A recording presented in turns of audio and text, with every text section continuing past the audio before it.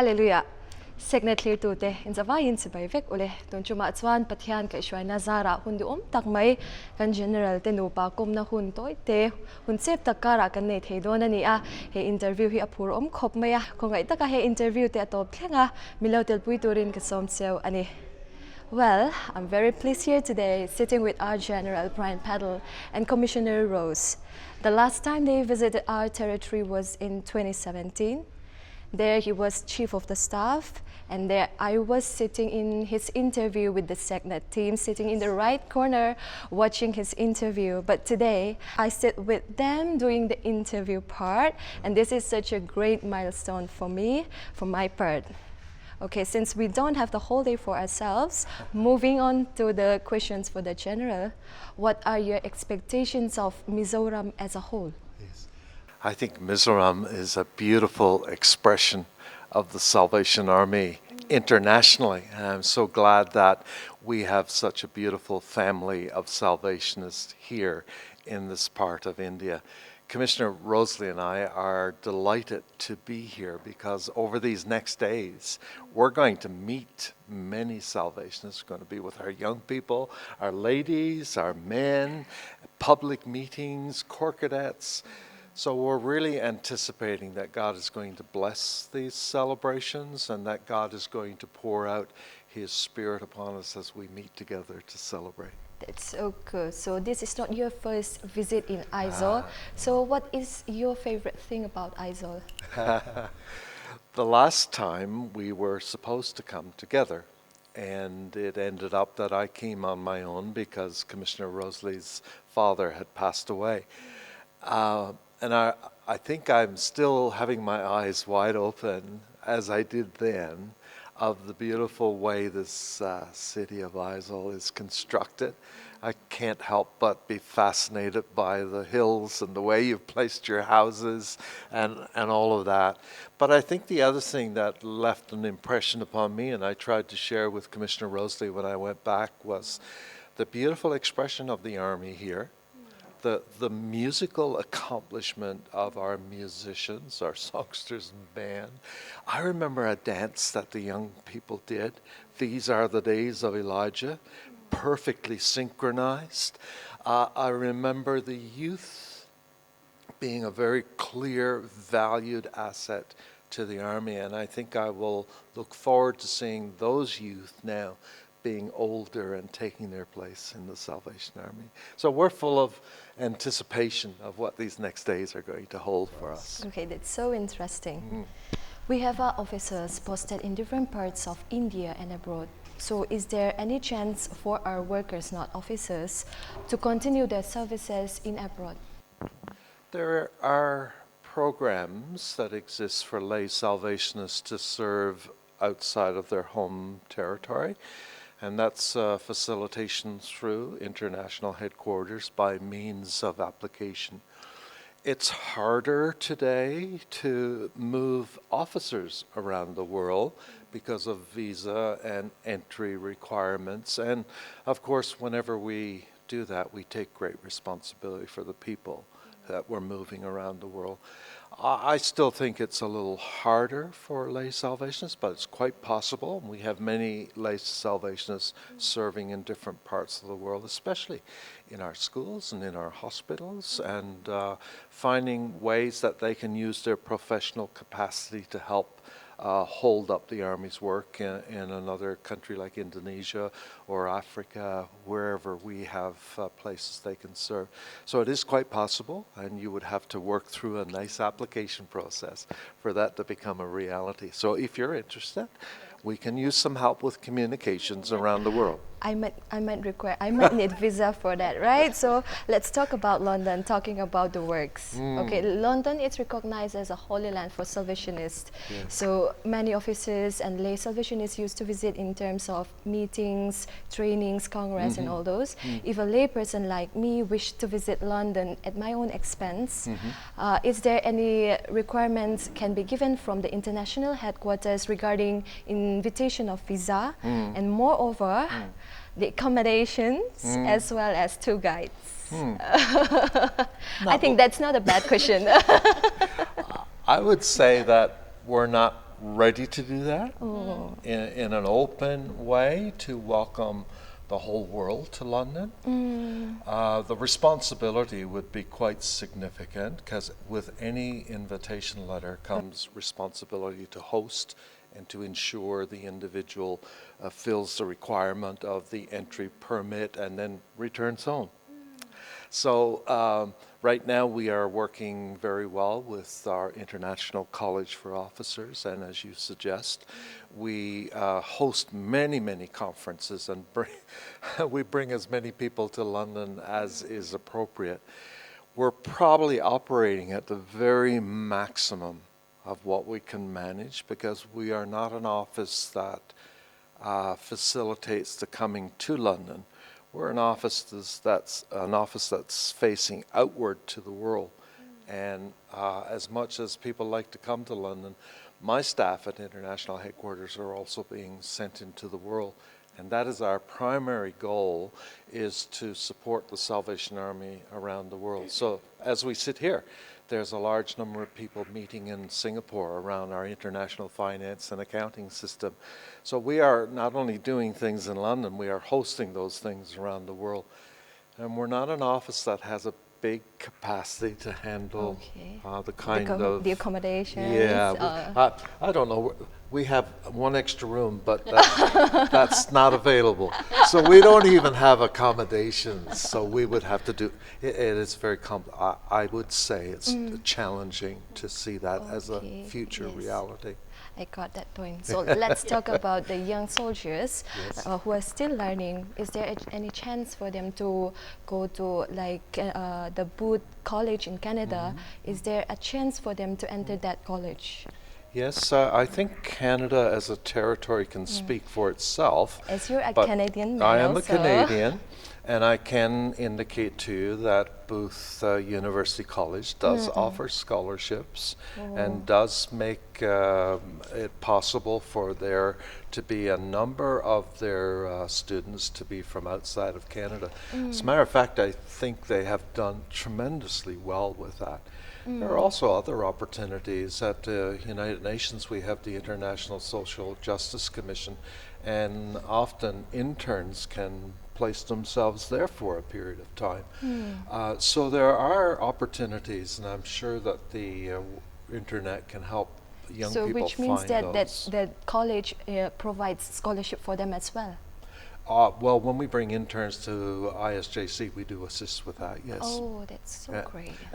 Look, I think I would say to you that if there's a way to invest in young people and it's sensible, we would want to be doing that. That's why we have youth congresses. But it is getting harder to move people around the world, and the responsibility that comes with that has increased dramatically in recent years. Okay, that's the main point, because especially moving from one place to another, especially from India to UK, the main problem is rejecting visas and all those. That's the main problem. It's the same as you do to me when I come to India. You reject my visa or my staff, and we need to do better in being able to serve the common good. Visa entry is important. But when people are coming and going to assist or to grow themselves, to be better citizens, we have to find better ways to get people able to come and go. Yeah, I got it. Now to Commissioner Rose. Yes. What's your favorite thing about London? I love everything about London. We really enjoy the city, and I like walking in London, up and down the river. Up and where all of the Parliament buildings are. My favorite thing to do is to walk around London. So we live right in the city. We live right in the city. But London, we will both say that we've lived there now 9 years in a row, that London really has our heart. And there's everything about London that's absolutely wonderful. Never get tired of London. Never get tired of looking at the Tower Bridge. Never get tired looking at St. Paul's Cathedral. It's just something absolutely wonderful about London. So I feel like visiting London. So can I please go back to General again? Absolutely. So General, have you ever come across our social media platforms like Instagram, YouTube, or Facebook? Okay. Yes. Which means that it's a yes. Yes. IET is on my follow list for all of these, and I've already been seeing what you've been doing while we've been here so far. So I saw the welcome video from the airport. Thank you very much. So, yes, we do follow. Wherever I can find official handles for any territory, these are in my follow for Twitter, Instagram, and Facebook. Oh, that's nice. And also, we had a weekend program that is going in Aizol into local channels in Aizol. So it is called It's Tandam Nao, meaning Voice of Salvation. Yes. So do you think it's a good way to reach the public? Look, I am a social media and media user. I learn much. I contribute as well. I've had a reasonably good experience with social media. I'm careful. My presence in social media is not to be controversial. It's to be encouraging and uplifting. So we feel very strongly that as we travel the world, social media is how we tell the world the story. So while we are here in Aizol, in India Eastern Territory, I will tweet, I will Instagram, and on the last day that we are here, we will do a Facebook post on my page, to General's page, and we will give some comments of our experience and some choice pictures of this interview, and let the world know what our experience was like in the Eastern Territory. Okay. So I encourage people to take the best of social media and use it for God's work. There's a lot of not so good things, but we can take the best and use it. That's so important. Okay, so do you find anything like our youth ministries, young people ministries in other parts of the world? I think every time we leave international headquarters and we go to any part of the world, and that includes my homeland, it includes Europe, Africa, South Pacific, East Asia, and now in South Asia. Wherever we go, we come back and our staff is asking us, what was the highlight? And inevitably, we will talk about our encounter with the young people. Wherever we go in our planning, we ask for the territorial team to make sure there's an event for the young people. It is a part of the criteria of us visiting. And in those moments, we see young people who are passionate for God, young people who are extremely talented. And they're not the army of the future. They're doing their thing right now. And I want to encourage leaders and Salvation Army to make space for them, to give them a voice, and to value the contribution that they bring to the Salvation Army. It's our army of tomorrow, I know, and we're very encouraged. We have territories that have more youth than we have people my age, and that's a good thing, right? So we're celebrating our young people as we move around the world, and they're doing things with each other. They're doing things for each other, and they're supporting each other by being together. Just like here in Aizol, we're going to celebrate on Saturday. These young people know each other, they encourage each other, they support each other. And today, that's a really, really good thing to have happening amongst our young people.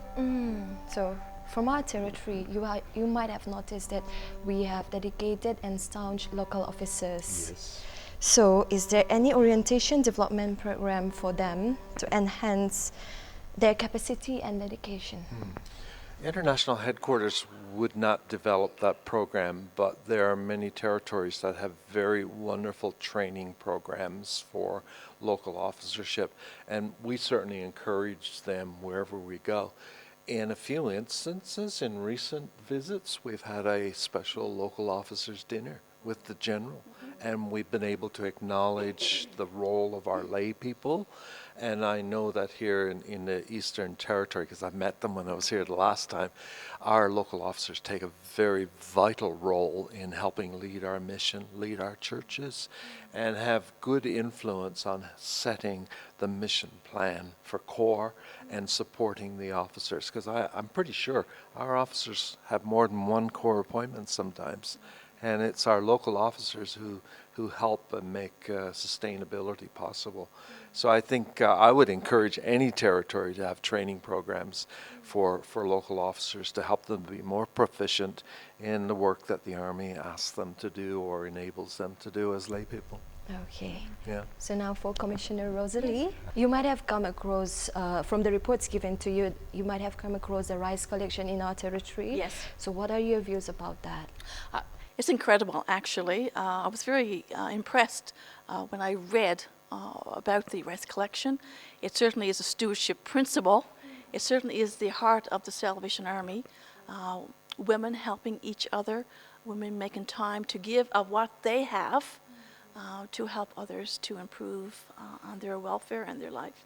So very impressed with this. And I look forward to, when we have our women's conference, to see more of it in action and to hear more of the reports. But this is unique to the India Eastern Territory, because I have not seen it or read it or heard about it before. So let me just say to all the women of this territory, thank you.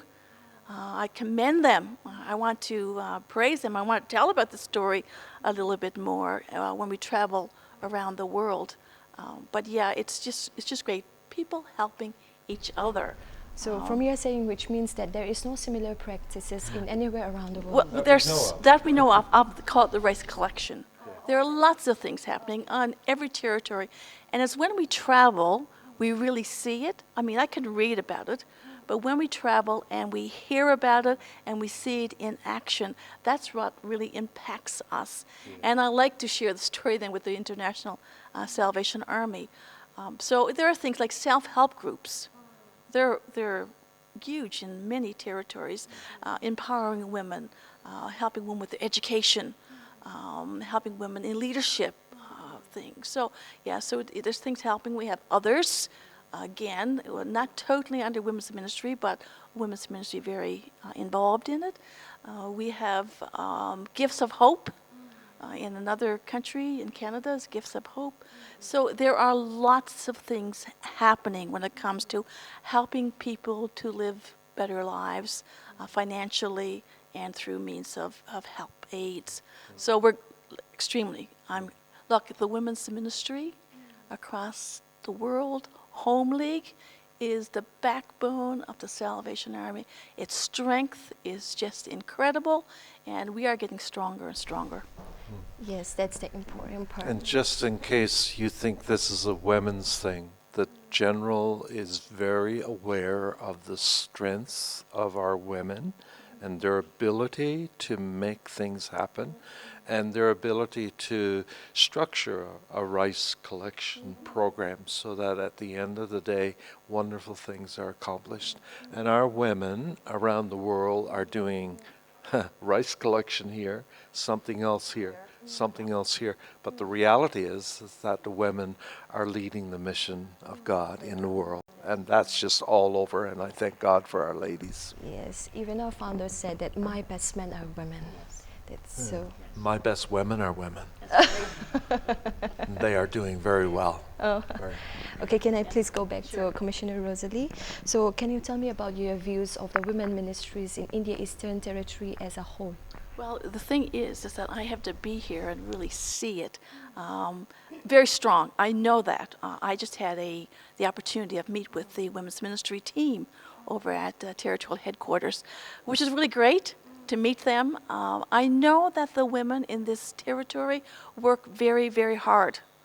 And I'm amazed at what they give of themselves. The little that they have, they give. And I'm grateful for that. So I will see more things when we have our Women's Congress. But you don't have to see it. I know it because I see what happens. I've seen so much of the strength of the women. And yeah, my impressions, very high. Very high. Very high. That's so nice. So I believe you have raised a successful family. So yeah, I'm not sure about the word successful. I hours heard and that That's right. even your daughter is also a Salvation Yes, Army. she is. Yes. So being a single lady sitting next to you, Yes. can you share me any advice for that? And also for the responsibilities of women in nurturing a Christian family? Wow. Well, I couldn't have done it without my husband. I think we work together as a team. If I have a strong, successful family, it's because we did it together.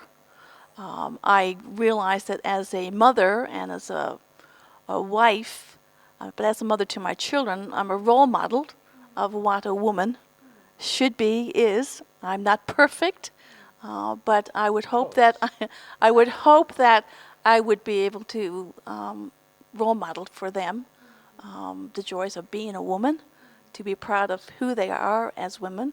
I mean, we're teachers as mothers. We're teachers. We do lots of things. We teach them how to be to do teamwork, to be part of that.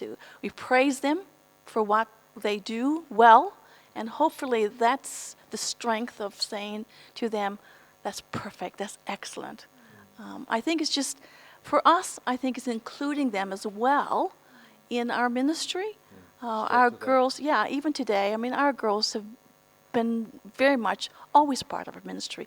Even after we moved away, they still were very connected to us, even here. They know where we are. They are following They're IDP. following us. They're watching what we're doing. Our grandchildren now, again, they're becoming teenagers. I want to be a positive role model for them. I want to share with them the real joys of life, the real joys of who they are, who God made them to be, that they are special. Not because they're our children, but because they're special in the eyes of God. So I think that, that sums it up. We try very hard to make sure our family still comes first. Right? Still comes first. And we've done incredible things. We haven't missed birthday parties. We've been a part of. We've got up in them. We got 3 or 4 in the morning. Attended birthday parties. Everything special about them. We've been there. So Yes. the secret On tip FaceTime, but family first. always first. Even So before being important. the general. Yeah. Always first, and they know didn't that. say that. And I think they know that, because when they call us, we are there for them. It's so nice. Yeah, it's being available. It's being a circle of love and affirmation and encouragement and celebration. How they can get some of these things from friends, from school, from church, but they deserve it from us. And I think the other thing, we try very hard. We love being Salvation Army officers. We love ministry. We love what we do. And I think for them, they love it too, being part of the Salvation Army, because it's such a love for us as their parents. I would hope so. Hope I would so. that's what and good friends. Look, the people who have become their family, Yes. when we left home, they have some very strong family friends that they're not family, but they are friends, and they can go to them and speak with them. When and they're from their the Army. circle of friends and family that they The have. Army is a family too. Extended family. Yes, that's very important. But so back to General. Yes. What is the practical way of leading children and youth to strengthen their faith and be faithful in their beliefs? Well, that's easy. It's by example. I want so much for adults, middle, older, like me, to be good influences for young people. When we retire as being the international leaders, we're going to be good soldiers at a corps somewhere in Canada. And I hope that the young people that are there, that we can be two of their main encouragers. Just to let them know that they're thought of, that they're prayed for, that they're loved. It's by example. And I think sometimes we let our young people down by not being a good example. And I believe that is something that God requires of us, and it's not hard to be a good example to a young person. And I would ask every Salvationist in this territory to take that role, really responsible a sense of personal responsibility to help us nurture and grow up the next generations. That's a biblical principle. If you read the Bible, you'll talk about the transfer of faith, not by a legacy, but by teaching. And it's from generation to generation. And if we fail in any generation, then we will have people who will not know who God is and how to be faithful to God. Example. It's the best word. Please. So what are your visions on the Salvation Army Ministries in our territory, IET in particular? IET, I think, is very well positioned to not only be able to celebrate where it is, but is able to celebrate its future and its place in the Mizoram community. And as I look over, we're opening 3 new core buildings while we are here. They are buildings that are provided so that we can have centers of faith from which people can move into the community and minister. And when I look at what's happening here in this part of India and in the Eastern Territory, it just says to me that there is no limit on what God can do through the people He has available.